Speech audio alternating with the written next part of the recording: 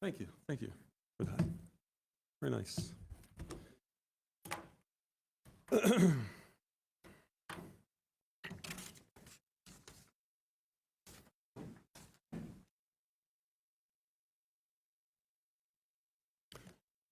Hey, and thanks for the big podium there, Jeff.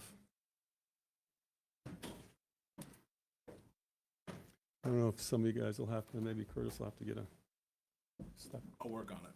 Look at my money, you may know. Anyway, good afternoon, everybody, and thanks for coming to the press conference that we're having today on energy. As we know, energy is Alaska. Alaska is energy. We are an exporter of energy. We're a user of energy. And we thought this was an opportune time to talk about energy. We're kind of at an inflection point in many ways in the state of Alaska. An inflection point on our energy that we export, which is mainly oil at this point. An inflection point, and we're going to talk about this, on where we are with the gas concept, the large gas line concept, again, which we'll talk about here in a moment. Energy produced by other means, new technologies such as wind, solar, potential geothermal, other means, other projects that we're working on, and of course, energy here in the inlet. And the focus, I think, for most of us right now is what are we going to do about energy today and over the next 4 or 5 years regarding energy here in the inlet, which powers the rail belt. As we know, we've got gas in the inlet. The inlet was at once the major oil producer for the state of Alaska, going back into the 50s until it was superseded by Prudhoe Bay and other fields on the slope. We've been a coal user for many, many decades. We still are a coal user. And we're also a hydro user here on the rail belt with what's happening down in Bradley. But as we know, our gas supplies have been dwindling in the inlet. And that last year, during 2 pretty sharp cold spells, caused us to have real serious discussions as to what the future is going to look like. So last year, as well as years before, but last year we introduced some ideas to the legislature on things like royalty relief and other approaches to stimulate more gas in the inlet.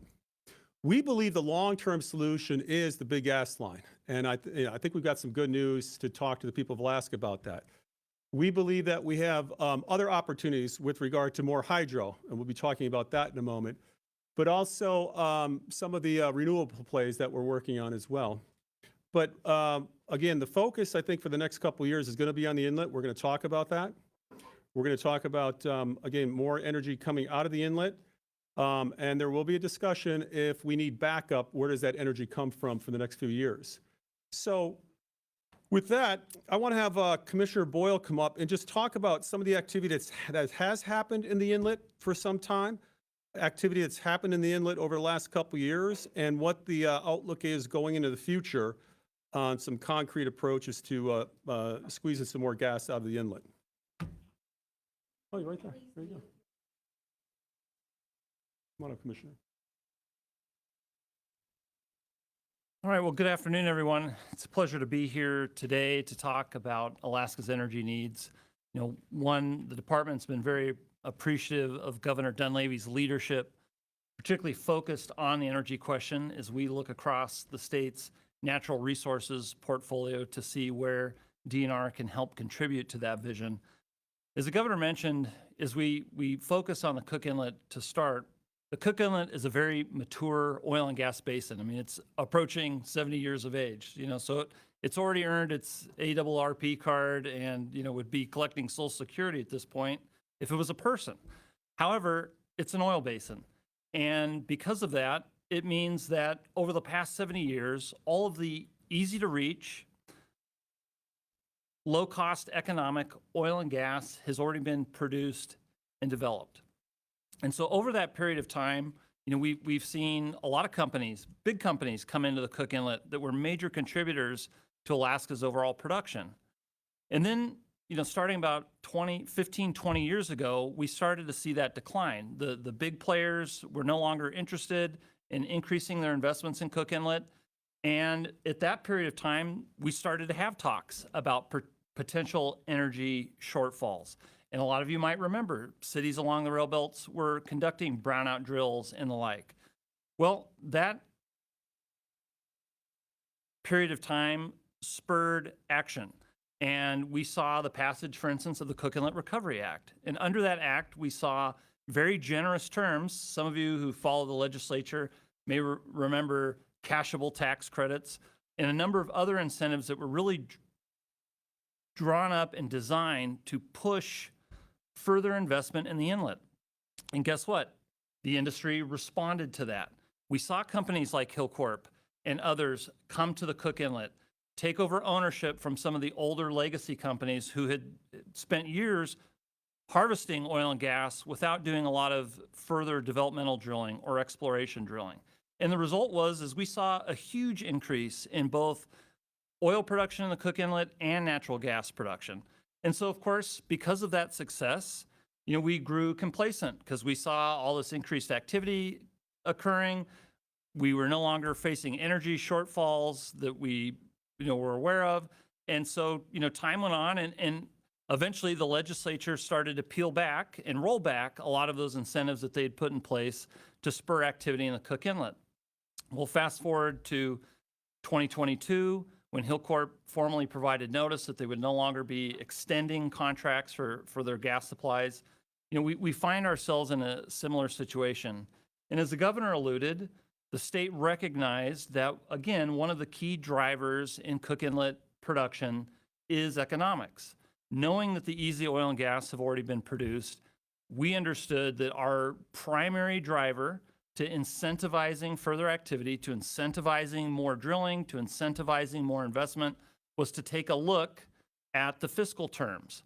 Now, proactively, what the administration has done through DNR is we have incorporated more novel approaches on how we have conducted our lease sales. So instead of having the old kind of royalty model for our bids, for our leases that we put up for bid, we have converted over to a net profit sharing model. That is, we allow companies to recoup all of their costs before they actually start to pay the state a royalty or a return on the oil and gas that's being produced. We took a more proactive approach in working with companies that we knew needed fiscal relief. So we've just actually, as of today, I believe public comment closed on a royalty relief application that we've granted one of the Cook Inlet suppliers. And the result of that effort by the administration led to the drilling of an additional well last year by Hex Fury, which, again, that well, that amount of gas will be making its way into the system and will help contribute, to the South Central's overall kind of energy mix. And so for us, we're doing everything that we can administratively to move those levers. We are very cognizant that there are still resources in the Cook Inlet. There are resources that we know about on state land. That includes current areas that are units, like the Kitchen Lights unit. That includes the Cosmopolitan field, where we know that there's actually substantial volumes of oil and gas yet to be produced. We know that there are some resources in federal waters that have yet to be produced. And as a lot of us know, federal policy and the bias of the outgoing Biden administration towards facilitating increased oil and gas leasing activity in the Cook Inlet, again, has been a factor in seeing some of those resources being brought to the table. We also know, based on USGS estimates, that there's still a considerable amount of resources that have yet to be discovered, or that might be technically available to be discovered, but yet have different economic challenges associated with their production. So our main focus has been to look to what levers can we pull that help incentivize this activity, that help make these marginal development opportunities economic. We feel confident that with the right amount of incentives, with the right amount of stewardship and oversight by the state, that we can see new gas being brought into production and that Cook Inlet can continue to provide for Alaska's future, at least over the short to intermediate term. I think all of us understand that we need to be looking at those longer term options, which, as the governor alluded, has been very much the focus of his administration on those next big pieces of the energy puzzle that have to come into play.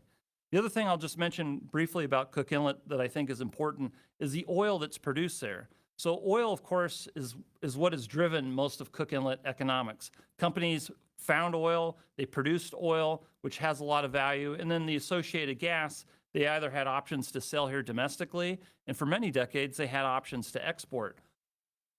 Those export options are now gone. And again, as we see less opportunities to find new oil and produce new oil, that also leads to this challenge with supplying new gas. Because even if you discover a lot of new gas, you might only be able to sell so much of it into the domestic market. And then you have to kind of figure out what to do with the balance. So some of the bills and legislative proposals that we've seen move through that the administration is working on now is creating new storage so that as new gas is found, if it can be put into storage, there's actually that room then for folks that are producing maybe more than what current consumption would demand. But fundamentally, you know, our outlook is that there is opportunity in the Cook Inlet. We think with the right mix of policy, we can drive more activity there, which producing more resources locally fundamentally is in the best interest of the state. And so under the governor's leadership, DNR will kind of continue to focus on those particular efforts. So with that, I will go ahead and turn things over to Curtis Sayre. Before Curtis comes up, again, the legislative session is going to happen here shortly. And so internally, once again, like we have over the last couple of years, we're working on some ideas that have discussions with the legislature like we did last year and the years before.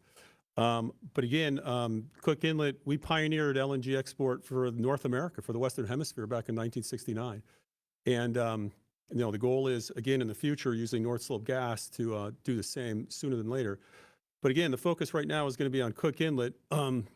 And we're also going to talk about other approaches we have across the state that we're also working at the same time. But Curtis is going to come up and talk about some of the things that they've been doing at AEA over the last couple of years. But we'll get back to the gas in the inlet as we go through this program today, because again, it is crucial and it does impact about 500,000 people of Alaska's 730,000 individuals that live here in the state of Alaska. So Curtis, if you come up and just talk about what some of the things you're working on. Thank you, Governor. Sorry. Thank you, Governor. I appreciate the opportunity to be here today on behalf of the Alaska Energy Authority to update on some of the energy initiatives statewide. As a state energy office, AEA is dedicated to reducing the cost of energy in every corner of Alaska, from urban centers and to most remote communities in Alaska. In the last 5 years, AEA has secured nearly $1 billion in federal, state, and in revenue bond, which represents a 2,700% increase in our budget from just 5 years ago. These critical funds are being used to modernize Alaska's energy infrastructure and ensuring communities across the street, no matter how remote, have access to affordable, sustainable energy. And this poster board shows all the projects that we have going on in Alaska today. Not ones we did last week, not the ones we're going to be doing. These are active projects that we're managing, whether that's part of our PCE program, our Power Cost Equalization program, whether that's through our Renewable Energy Fund, our Power Project Fund, or different transmission and own assets that we have. The map represents well over 200 different activities that we're doing at one time. We've actually, in rural Alaska, touched an average of 2,000 touches into rural Alaska with what we call our circuit riders, professionals that help rural Alaska in their energy needs. In rural Alaska, AEA partners with communities to improve and maintain and replace energy infrastructure in some of the most extreme environments on the planet. AEA has innovated a state-of-the-art inventory and assessment that uses reality capture and mapping technologies to assess the condition and infrastructure needs of 234 powerhouses, 292 tank farms, and 32 rural distribution systems and counting. For the rural power system upgrades, has greatly improved the quality of life of Alaskans. During Governor Dunleavy's tenure, $126 million has been invested in projects including repairs, maintenance, and construction of brand new powerhouses in several communities. Through its bulk fuel program, AEA has invested $80 million to extend the life and replace tank farms, in some cases as old as 60 years, ensuring safe, efficient fuel storage within 400 bulk fuel facilities across Alaska. AEA has what we call circuit riders, a team of trained technicians that provides hands-on support, operating training, and emergency assistance. We have declared emergencies and returned power to 20 communities, provided remote technical assistance to more than 2,000 instances, and delivered on-site training and technical assistance on 442 occasions. The Power Cost Equalization Program, AEA administers the Power Cost Equalization Program, which provides economic assistance to 82,000 rural Alaskans in 194 communities. Through the program, utilities receive annual payments of approximately $50 million, significantly reducing the high cost of electricity in rural Alaska. In 2022, the governor signed Senate Bill 243, increasing the monthly energy limit for residential customers from 500 to 750 kilowatts, which is a 50% increase, further savings those Alaskans on their electrical bills. When it comes to grants and loans, AEA makes grants and loans available through power-related projects across the state. Now in the 15th year, the Renewable Energy Fund has secured over $327 million in state funds and successfully leveraged over $300 million of federal and local funds, with 85% of those projects benefiting rural Alaska. Since fiscal year 2021, over $47 million has been appropriated by the governor and the legislature in support of 61 renewable energy projects. There currently are over 100 projects offsetting approximately 85 million gallons of diesel fuel since the program's establishment. Another valuable tool is financing energy projects in Alaska in the Power Project Fund. This resources have been instrumental in funding two of the state's largest solar farms, as well as the largest rural hydro facility down at Prince of Wales Island, making the island almost 100% renewable. Transmission organization, one of the most significant energy policy challenges in the rail belt in over 30 years, or changes, has been HB 307. It established the Rail Belt Transmission Organization as a division of AEA.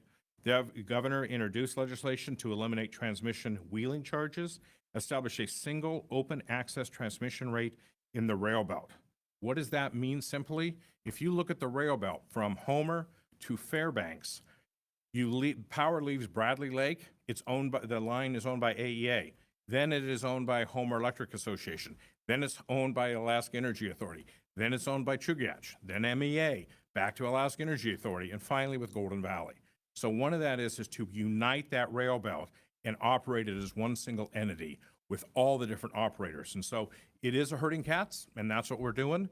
And we had a deadline to adopt bylaws, establish a charter, submit an application for certificate of public convenience and necessity to the RCA. We introduced that last month, gave that to the RCA ahead of schedule. The railbelt transmission is now developing the actual open access transmission tariff and recovers the railbelt backbone transmission cost, or all the cost to operate that line. And statutorily, we need to have that to the Regulatory Commission of Alaska by July 1st, 2025, and we are on track to do that. HB 307 also fundamentally reshaped AEA's operations by establishing its own distinct board of directors. It's something we had 30 years ago, and for 30 years we shared a board with ADA, and now it takes us back to having our own board, which actually better equipping the state's energy office to address Alaska's unique challenges and opportunities with board members that have key expertise in those areas. When we talk about railbelt energy, on the railbelt, AEA owns Bradley Lake Hydro Facility, which is down outside of Homer. It's the largest hydro facility in the state. It provides 10% of the railbelt energy. It runs about 120 megawatt facility, low cost, 4 cents is the cost of power when it comes out of Bradley. And it serves 75% of the population, of which the interior of Alaska, Golden Valley, receives 17% of all power from Bradley they receive. So it's clearly a statewide. And then with AEA's ownership of the transmission line between Willow and Healy, it saves Fairbanks another $30 million in energy cost because we can transport buying power cheaper and Bradley Power moving it up to Fairbanks than what they could produce on their own. So that alone is huge for our friends in the interior. One of the biggest projects that we're working on is the Dixon diversion, which is set to expand the Bradley Lake Hydro Facility. It's a $342 million initiative, which is to redirect water from the Dixon Glacier to Bradley Lake Reservoir, enhancing energy production and providing renewable energy and benefits to the rail belt system. That also includes raising the dam by 14 feet. And where we are, we started that process in 2022. Thanks to the governor and what's included in his budget, we plan to file with FERC this time next year and be in construction. This will increase Bradley Lake's output by approximately 50% or 30,000 homes. It reduces 1.5 billion cubic feet of natural gas demand annually, which is equivalent to 7.5% of the rail belt's projected unmet needs in 2030. So it's a big mover. As far as the construction phase, from 24 to 2030, the jobs created, direct, indirect, and induced, is 3,200 jobs. It will have a total economic output of almost $600 million for that project. Then you tag it on with the Sterling Soldotna Quartz Creek substation. Doesn't sound real sexy being a substation, but it's a 40-mile line. It's a $90 million upgrade. 88% of the power goes from Bradley, goes through that line, and it's constrained as far as not being able to maximize the amount of power. And we actually started construction this past fall. We're in construction today on that project. And its jobs creating 460 jobs and has an economic output of close to $100 million. And then, as many of you know, we were successful in what we call the GRIP, Grid Resilience of Federal Funding. The High Voltage Direct Current Submarine is $413 million, and that is a 38-mile cable across Cook Inlet between the Kenai Peninsula and over to Beluga, which is into Anchorage, which gives us the energy resilience and reliability, increased power transfer capacities, obviously additional clean energy, and it also is going to help serve 5 military bases to give them a second line off the Kenai Peninsula. That alone will create 1,400 jobs, and the economic output is well over $300 million. That also is under construction right now, and we are to by congressional mandate is to have that project done by 2032. That was a $406 million grant. To put it in perspective, there were 700 applications, 58 were selected, and Alaska and AEA received the 5th highest award, and it was a competitive grant. And so for us, that's a major accomplishment. But these key energy initiatives and underscores our commitment to modernize Alaska's infrastructure, which is creating jobs and ensuring affordable energy for all Alaskans. The Dixon diversion, again, we're going to be prepared next year or about this time in January of 26 to file with FERC and have that project completed with water flowing in 2030. The Sterling upgrade, we hope to be on track to have that completed by 2028, and the HVDC line by 2032. Together, these three major projects supports 5,200 jobs, spanning direct and indirect employment, generates $1.3 billion of economic activity, benefiting our local economy. Another significant milestone was achieved last month when our board of directors approved $28 million to support railbelt utilities in advancing their battery energy storage systems, or their BESS, a crucial step to enhancing grid stability and efficiency. It is important to highlight when the railbelt energy costs decrease, residential rates for rural Alaska also drop, thanks to the Power Cost Equalization Program. In closing, I want to extend my gratitude to the team at AEA for their efforts in driving these critical infrastructure initiatives forward, not only in rural Alaska, but obviously in urban Alaska. Their commitment and hard work are the backbone of our progress. I also want to thank the governor for his support of the energy development across the state. The successes of the last 5 years would not have been possible without his leadership and his strategic direction. And additionally, collaboration and support from our railbelt utility partners and the legislature have been invaluable in advancing these projects. Together, we're ensuring a brighter and more sustainable energy for all Alaskans. Thank you.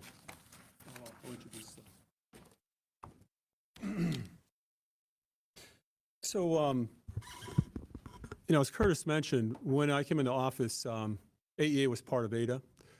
It was the energy arm of ADA, basically. But then we saw tremendous opportunities because of the advancement in technologies, but also we were acutely aware of what was happening in Cook Inlet. I've lived in Alaska since 1983. I've lived in the road system since 2004. And even though in the particular area I live, we don't have gas per se, we use fuel oil. I've got fuel oil, coal, propane, as some of you know, solar panels, wood, et cetera. Nonetheless, the majority of Alaskans on the rail belt are impacted by gas. AEA has been really focused on, again, for the rail belt, transmission, some distribution, helping out some of the utilities, storage issues, and as was mentioned, in production of energy, a lot of emphasis on hydro, which we have here in the rail belt. And so what Curtis and AEA are working on are going to help us here pretty shortly with the terms of transmission, with open transmission lines that can provide safe, reliable transmission, we hope, for the next 50 years. But at the same time, working on things for rural Alaska as well, and energy for the next, I would say, midterm, but also long-term for Alaska. Next, I'm going to have John Sims come up with NSTAR. He's going to talk specifically about Cook Inlet gas, because that's what NSTAR does, is gas, and where he sees things, and what some of the things NSTAR is working on to make sure that we have gas today, we have gas next month, we have gas next year, over the next few years coming out the inlet, and make sure that the lights can be turned on for everybody here over the next few years. And after John, we're going to have Randy Rohrer come up, talk about what's happening at ADA, and then we'll have Frank come up, Frank Richards with AGDC, to talk about what I think is going to be a tremendous long-term play for Alaska. But right now, I'd have John come up and say a few things about what he sees happening here in the inlet with NSTAR. Thank you, Governor. Happy New Year, everybody. I just want to take a couple moments to chat about what we've been doing really since the announcement that Commissioner Boyle mentioned from Hillcorp back in 2022. Immediately when we got that announcement, NSTAR really started to evaluate what we could do, not only on our system, but in collaboration with the other utilities to ensure that we could still meet the power demands and the space heating demands for our customers. So right off the get-go, NSTAR, in collaboration with our partners at SERI and Northern Natural, we have spent $67 million to expand the Singsa storage facility down in Kenai. That's a critical facility that was built back in 2012, in part from that legislation that was referenced in the Cook Inlet Recovery Act, to make sure that utilities could store gas during the summer months to withdraw it during times of high demand. And as we know, back in January, we had a couple issues with that storage facility where we had a couple of wells that actually sanded in. So what we did this year was we allowed for 2 additional wells to be drilled. We did some additional facilities work.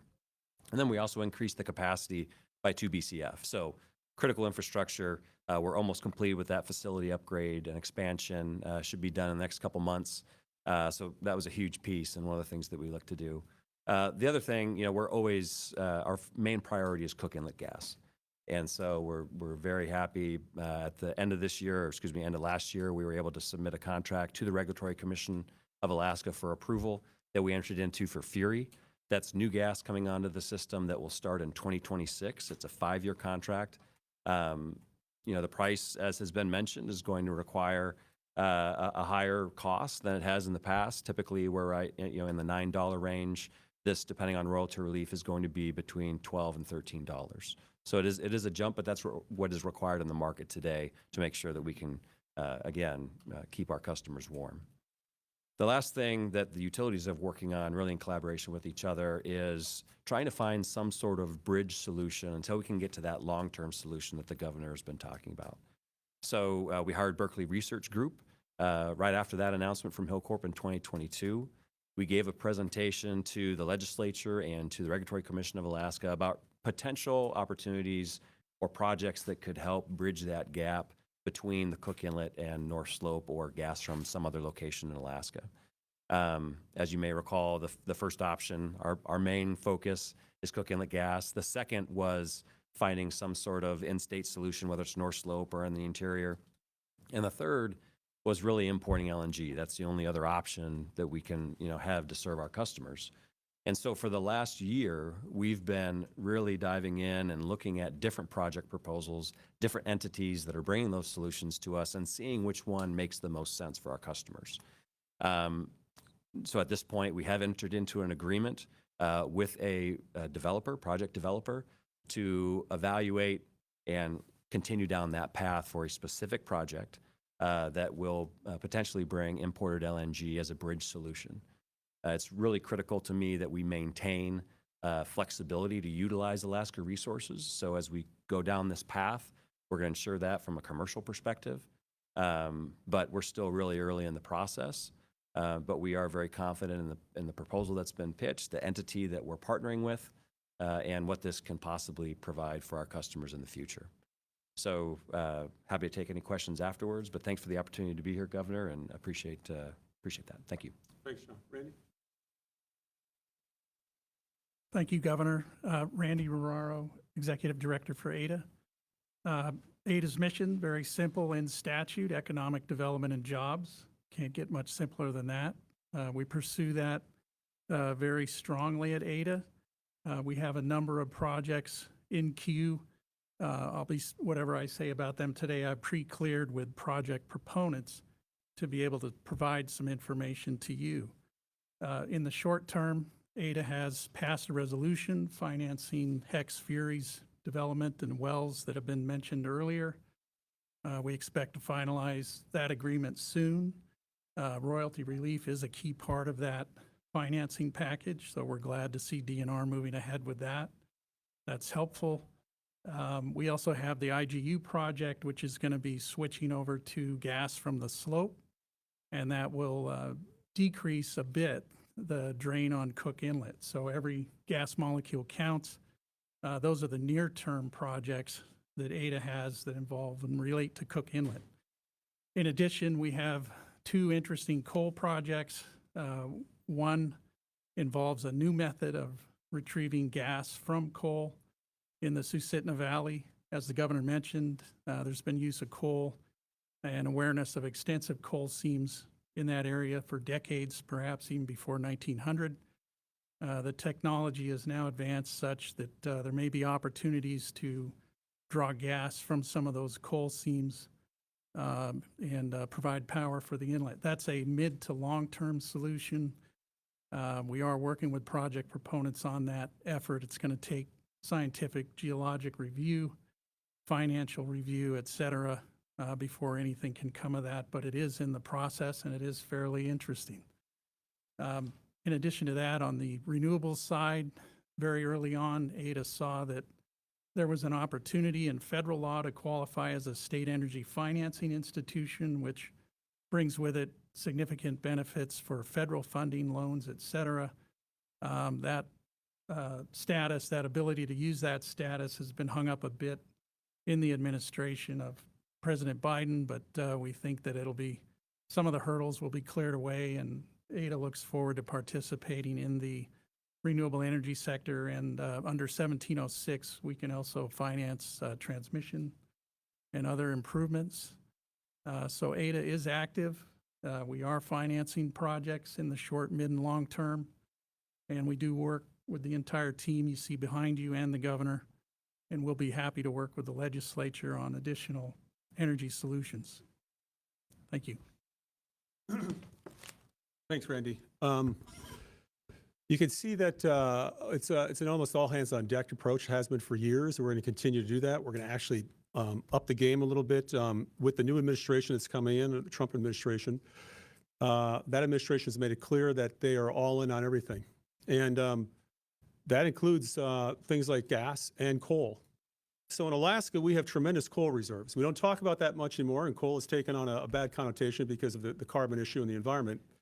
But the state of Alaska, because of its scale in terms of size and population spread out over a subcontinent, it's difficult to land on one energy generation use. We've had these conversations for decades. If you get 10 people in a room, even today, and if you said, okay, raise your hand if you want coal, you might get 2 or 3 hands up. Raise your hand if you want to do Susitna, Hydro, Wantana Dam. 2 or 3 hands might go up. Raise your hand if you want to use nukes, 2 or 3 hands may go up. Raise your hand if you want to burn tires. 2 hands may go up. But the bottom line is this, we're past the luxury of having what is in essence a 700 Club debate about what we should be doing about energy. We need it now. We recognized this several years ago. I wasn't even in politics in 2010 when there were commercials done by Larry DeVilbiss, the former mayor of Matsu, Dan Sullivan, the mayor here in Anchorage, about brownouts, 2010. The fertilizer plant closed in 2007 because of diminishing gas. The LNG exports ended entirely in 2017. Now, this isn't a new thing for Alaska, disagreement on energy, disagreement on how to get energy. We'll probably be posting on our website here a history of the Trans-Alaskan Oil Pipeline, which for those that don't really dive into the history, you just assume we have a pipeline and everything must have worked out because we had a pipeline. It was incredibly difficult to get that pipeline sanctioned, passed by 1 vote. And Vice President Spiro Agnew back in the Nixon administration cast the vote. There were environmental NGOs back then, very active like they are today. There was the issue of native claims settlement, which had to happen for the state of Alaska and for the native peoples of Alaska. There were judgments and court actions that held up the pipeline. The cost of the pipeline was greater than they initially thought, but because they were able to get that pipeline through, Alaska was transformed in terms of everything from schools to health to transportation, you name it. Even to this day, we have more oil plays coming on in Alaska. As a matter of fact, we were looking at some of the labor statistics and the job creation over the past year. Thousands of jobs have been created in the oil patch, as well as health, as well as other sectors in Alaska. As a matter of fact, we've had some of the most robust job creation here in the past year in the state of Alaska, gearing up for the future. So when we look at the future, when we look at Willow and Pika and Horseshoe and Nuna, we're talking about hundreds of thousands of barrels that will be added to the pipeline. There was a time, it wasn't more than 10 years ago, maybe 12 years ago, where the estimates in the pipeline today would be at about 275, maybe 300 barrels. And there was talk about actually having to dismantle part of the pipeline because it was engineered for 2 million barrels optimum flow. We're at roughly 450,000 barrels today. When these other plays come online, we'll be well over 500. At some point around 2029, we should be around 600,000 barrels of oil. And with what the Trump administration is talking about doing, moving west in the NPRA, reevaluating ANWR and the leases up there, there's a tremendous opportunity for Alaska to continue to be a net exporter. But again, focus of this press conference is what do we got going on internally, both the issues and tremendous opportunities. I have been in conversation with the incoming nominee for the Department of Interior and the Energy Czar, Doug Burgum. He's the governor from North Dakota. I know Doug. I think that was unbelievably an excellent choice by the Trump administration having Doug on board. He understands interfacing technology, you know, his background with energy in the future, and I think that's going to bode well for this country as well as for Alaska. But we're talking about different energy sources. And so when I have my official conversations with this Trump administration begin in earnest after the inauguration, I will be laying on the table issues on gas on the pipeline. I will be laying on the table our opportunities in coal. I will be laying on the table our other opportunities involving renewables. Most Alaskans probably don't know this, but as I mentioned earlier, I have a coal stove, I have a fuel oil stove, I have propane, I have a wood stove, and I have 50 solar panels that are producing more kilowattage than I use on a daily basis. It's an all-in approach that I think Alaska is going to really benefit from. But for the long-term play for Alaska, for many reasons, it's going to be gas on the slope, most likely coal. We've opened up the door for nukes in the state of Alaska, and which we'll pursue those as well. But we never want to find ourselves in this position again. And that's the message I want to give Alaskans. If this isn't a wake-up call, nothing is. If you look at what we're doing in this administration the past several years, if you look at what we've been doing with the Sustainable Energy Conference in terms of bringing investors to the state of Alaska and looking at Alaska, if you look at what we're doing on transmission lines, the discussions on storage, et cetera, it is an all-in approach. The next couple years are going to be tricky until we get this gas line going, until we get some coal, electrical fire generation going, until the small nuke industry is up and running.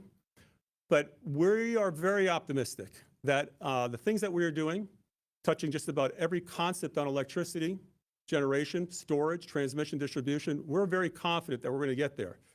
Next couple of years could be bumpy, but we have some plans. We have some discussions we're going to have with the legislature on what we could do in the short term, and not just for the rail belt. This Curtis was talking about, we're talking about the entire state of Alaska. It can benefit tremendously from not just new technologies, but different ways of producing and distributing energy.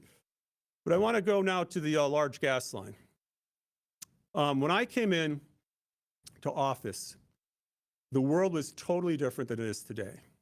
There was no war in the Ukraine.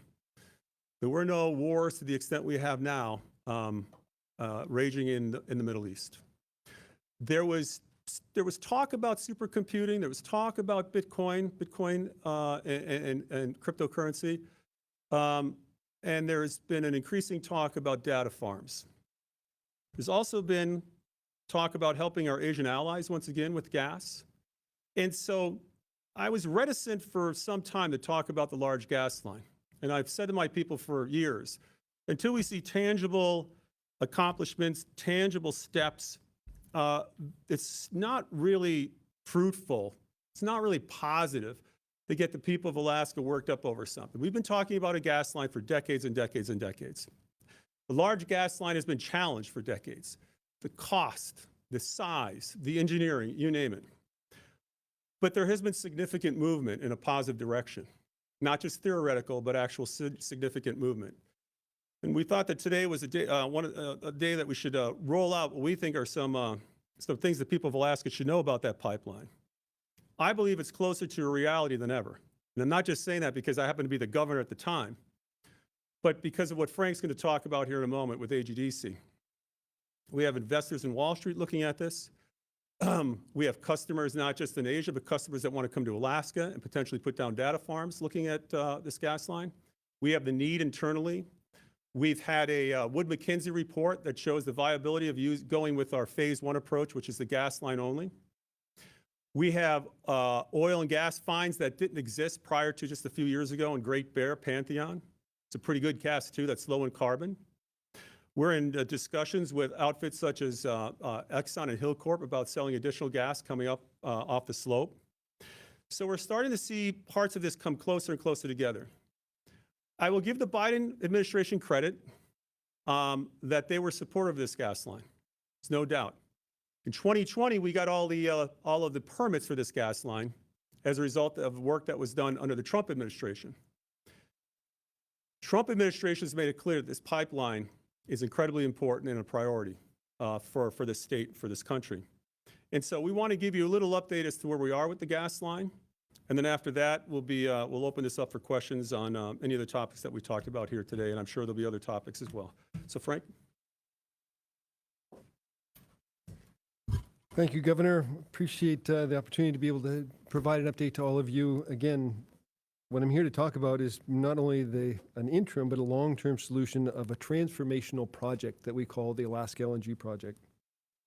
This chart that you see here is, again, a timeline that goes back from initial oil discovery in Prudhoe Bay, and then talks about the ability to be able to bring gas to market.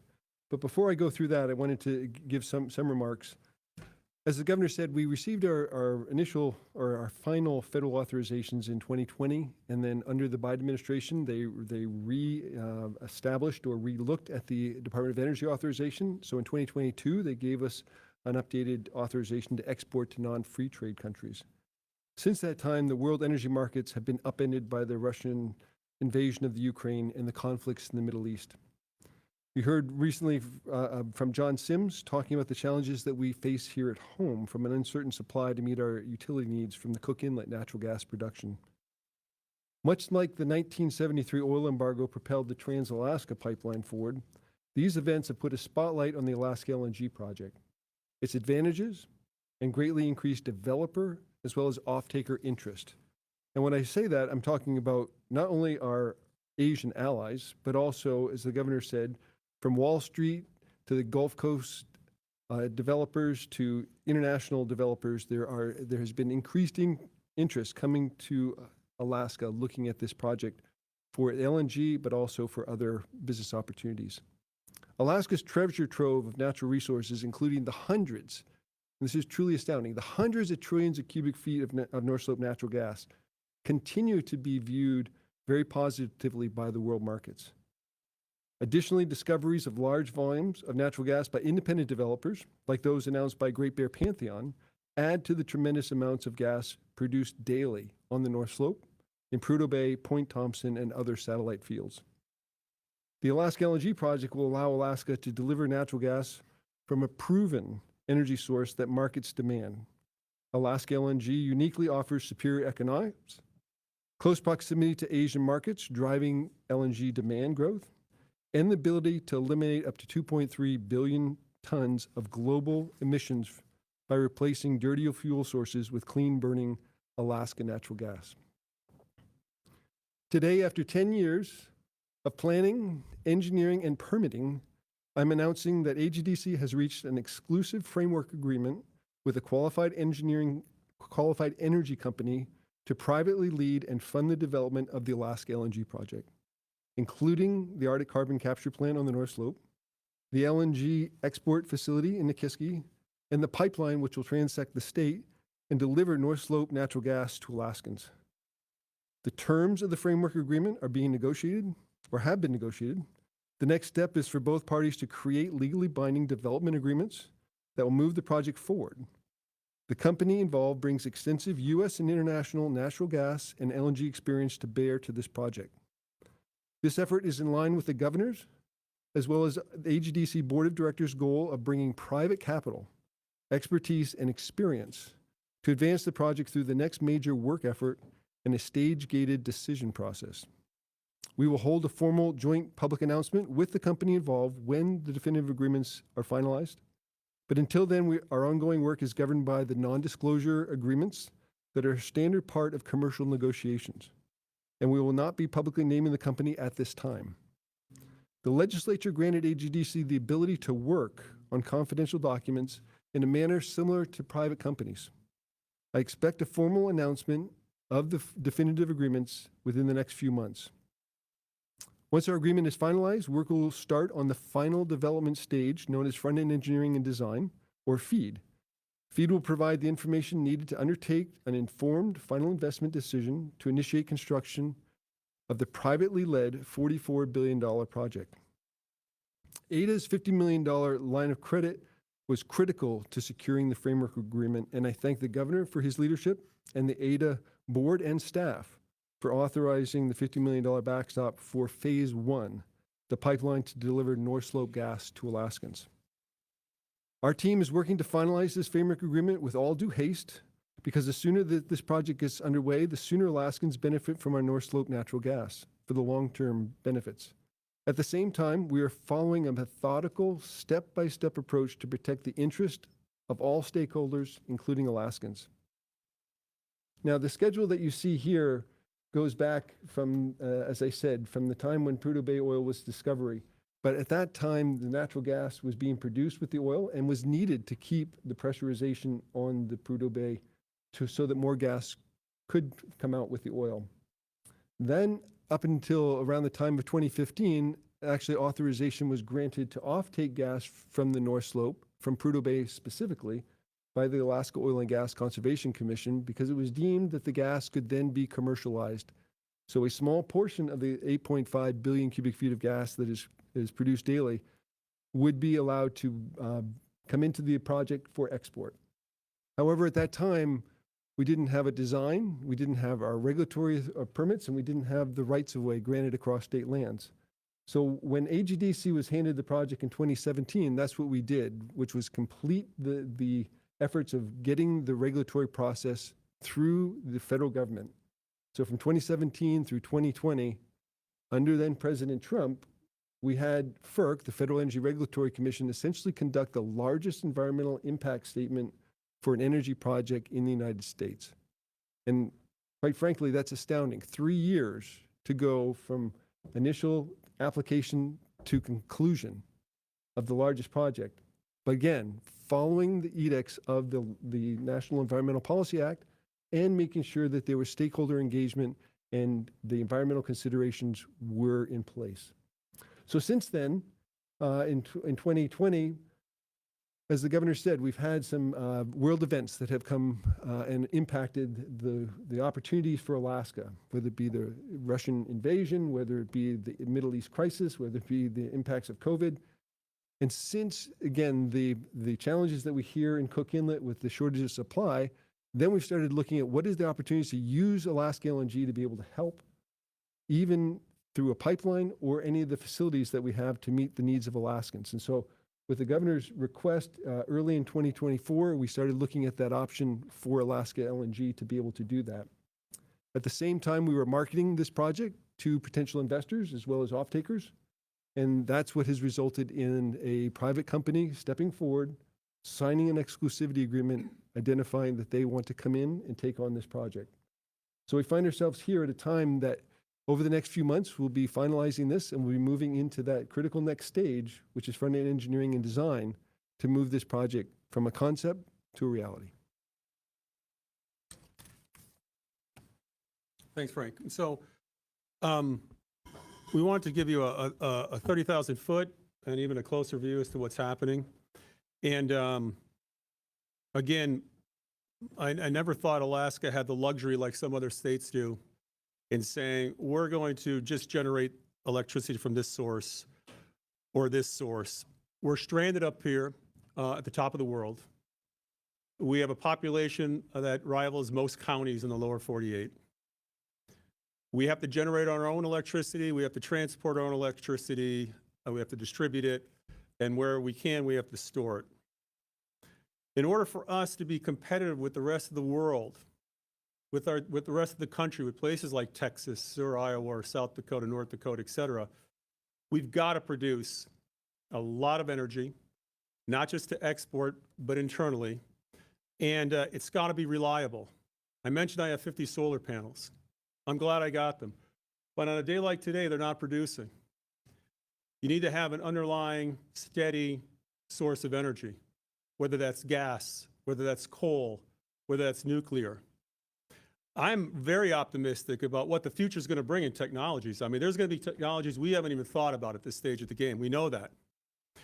But gas can do so much for the state of Alaska. It can heat our homes, it can turn on our lights. It can produce electricity, it can produce fertilizer. It's a way to create ammonia, to carry hydrogen, which I think is the next step in energy. Again, Curtis and Randy have talked about things that we're doing on the renewable front. Whether we're talking about, geothermal, onshore, offshore wind, you name it. Alaska has all of it.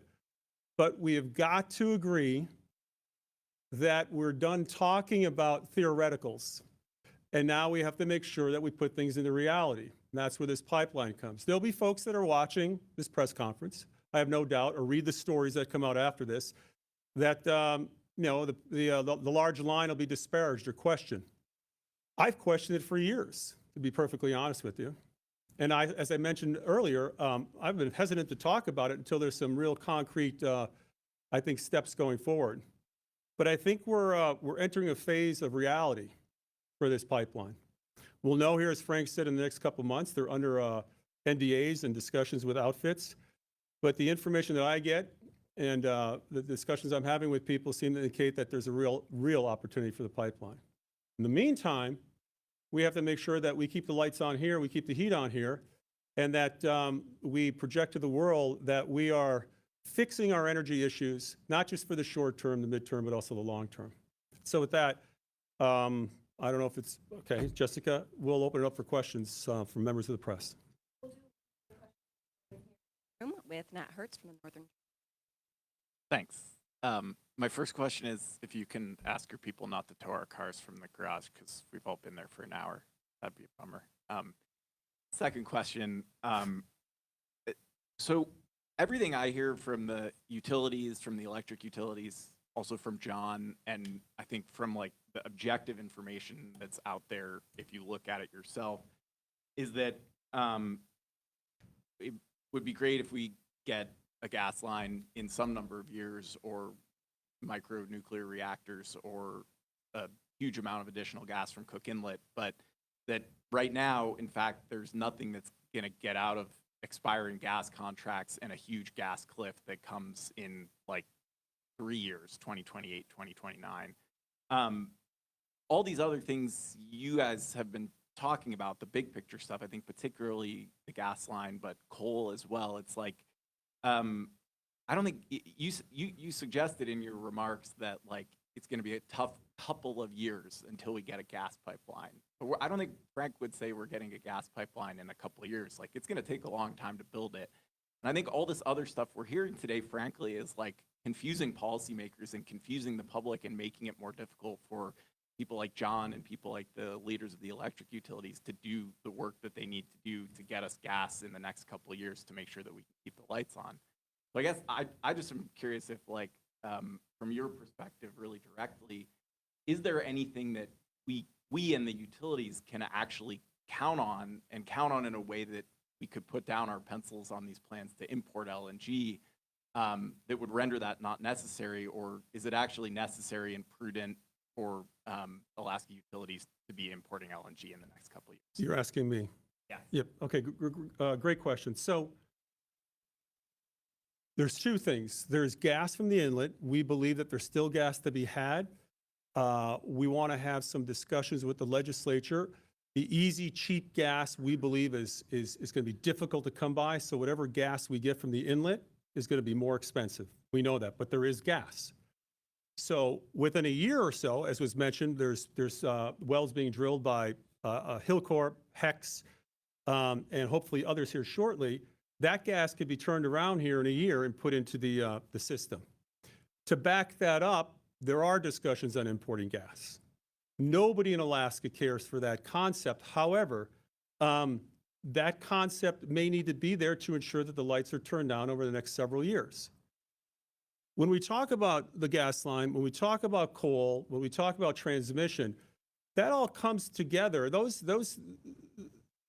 projects are mid and long term. But we should know here shortly on the gas line within the next few months, we believe, with some of the work that's being done up north on gas coming from the slope. That too will be expensive gas to Fairbanks, but nonetheless it will assist with the gas situation in the inlet. But no, we're not trying to confuse anybody. We've said during this press conference, Nat, that although we're doing things all over the state, although we're doing a number of things on the energy front, we got to make sure that we have gas here for folks on the rail belt starting, should have been years ago, but starting now so that the lights can be turned on. That's going to be incentivizing a little more production out of Cook Inlet and backing that up with the potential of imports. I'm hoping, depending upon what we do the next year or so in the inlet and what we find in the inlet, I'm hoping that that's the case, but I think the utilities are going to be prepared to import if they need to. I support the lights being turned on any way we possibly can, Nat.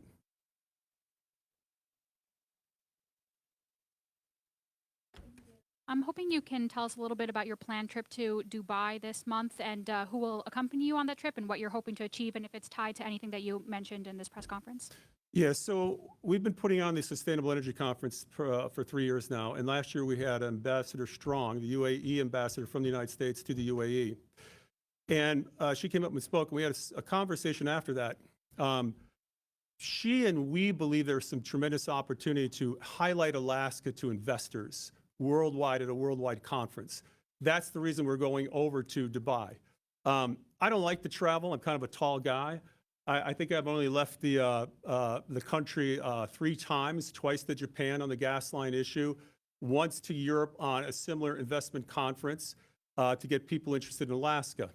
Some people would say, well, why do you have to do that? And I to be honest with you, I asked that question the first year I came in the office. Why do we have to go and sell Alaska? Everybody knows about Alaska. They don't. When I would find that there were investments going to places in Africa or places in Asia or other places in the world looking for gas or looking for oil or looking for minerals, I began to ask the questions, why? What's wrong with Alaska? A lot of the investors told me they thought Alaska was kind of closed, that it was, I'm being honest with you, that it was the environmentalists had basically shut it off and had created an environment that was unstable for investment. Our discussions with investors, our goal in our discussions with investors is to get them to see otherwise.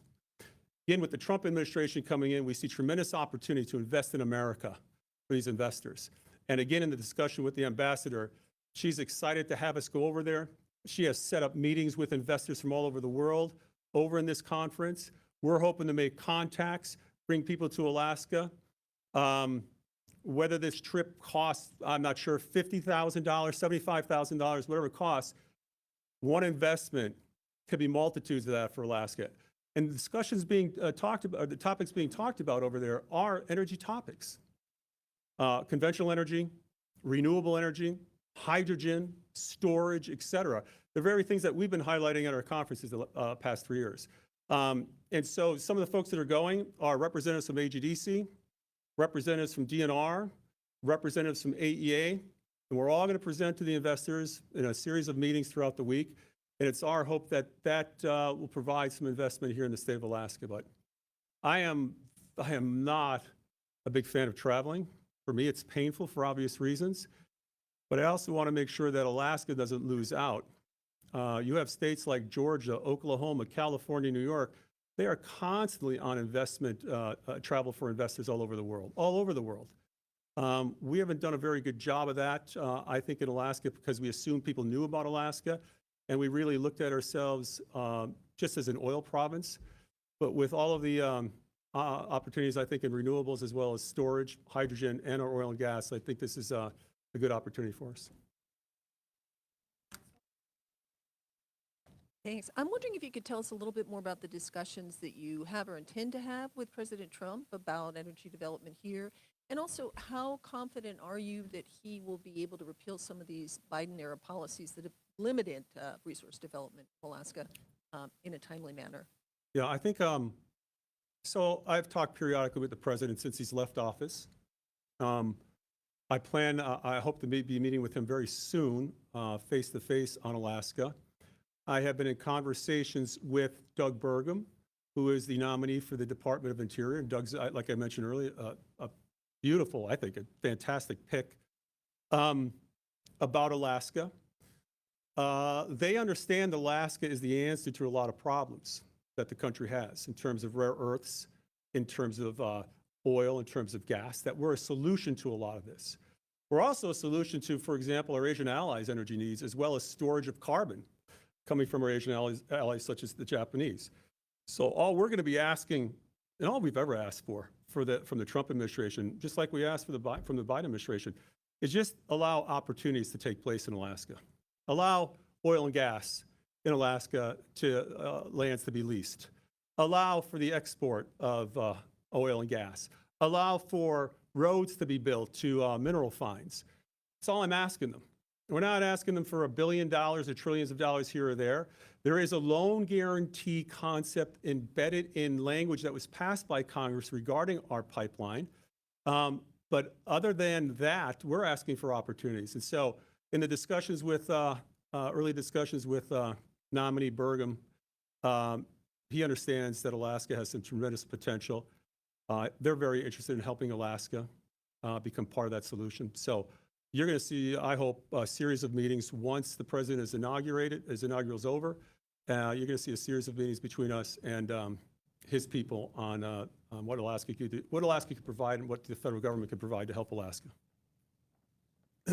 Next, we'll go to the phones, first with Jack Barnwell from Fairbanks Daily News Miner. No question.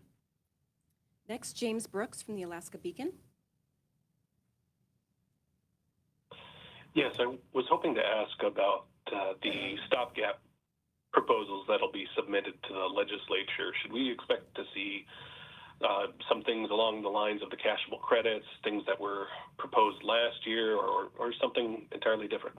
Yeah, possibly. We're still working through that here in the last few weeks here before the session, and we'll probably have another press conference on that when they're rolled out. But we still got a few things we want to finalize before we make it public. Mark Sabatini, Juneau Empire.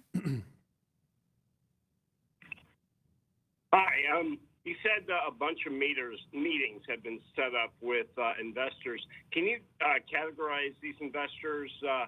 How many of them? What types of industries they're looking at investing in, and just who they are essentially? Because I imagine some questions to get raised about what are these folks' interests and what will it cost Alaska, or what is Alaska giving away to these folks in exchange for whatever money they invest?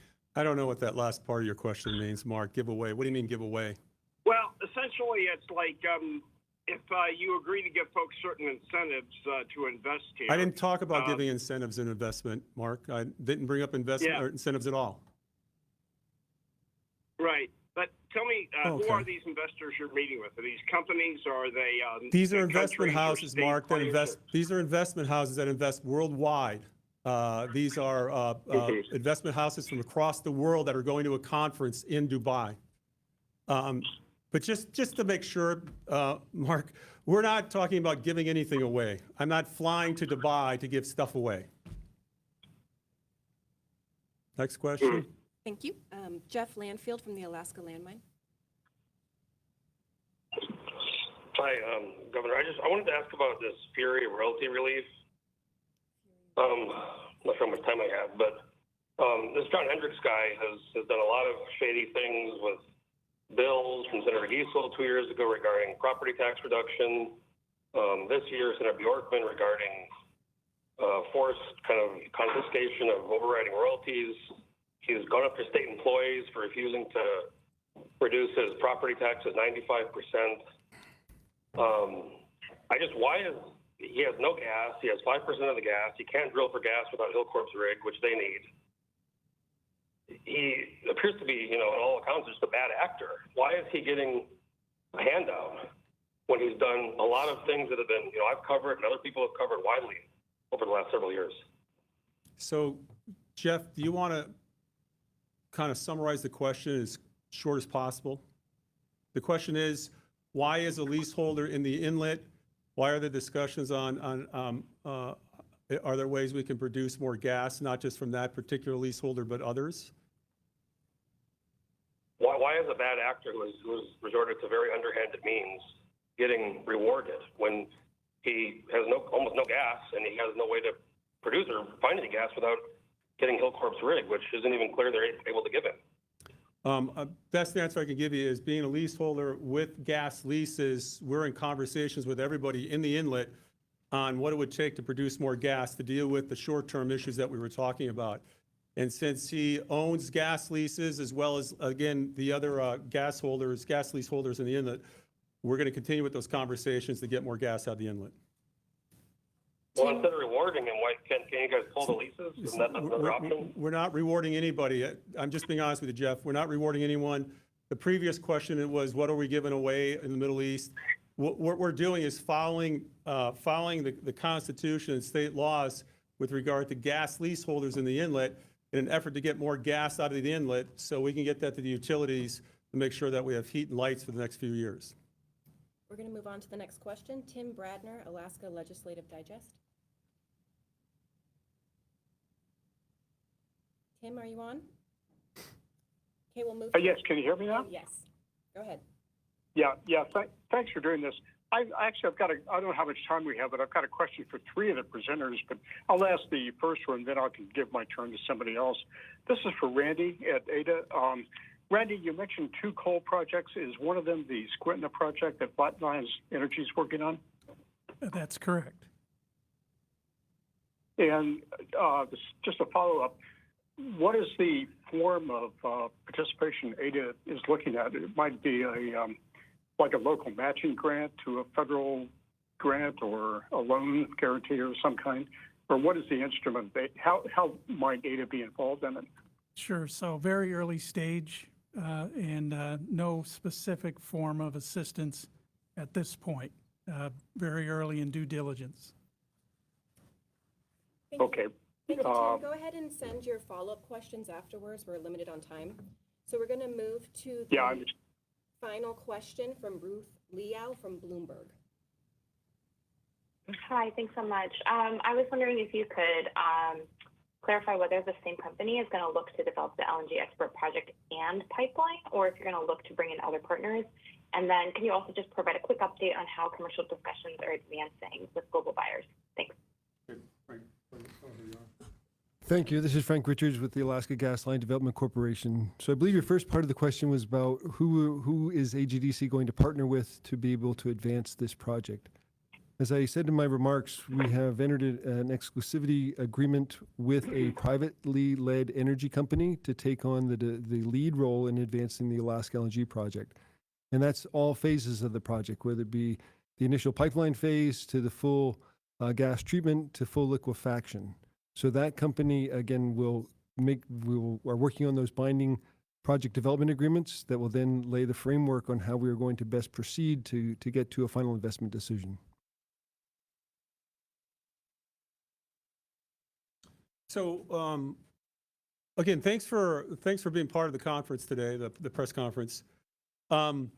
Again, it's internally, we're going to continue to work our energy issues. Here in Cook Inlet, with regard to gas, as was mentioned, we're going to try and get more gas out of the inlet through our leaseholders.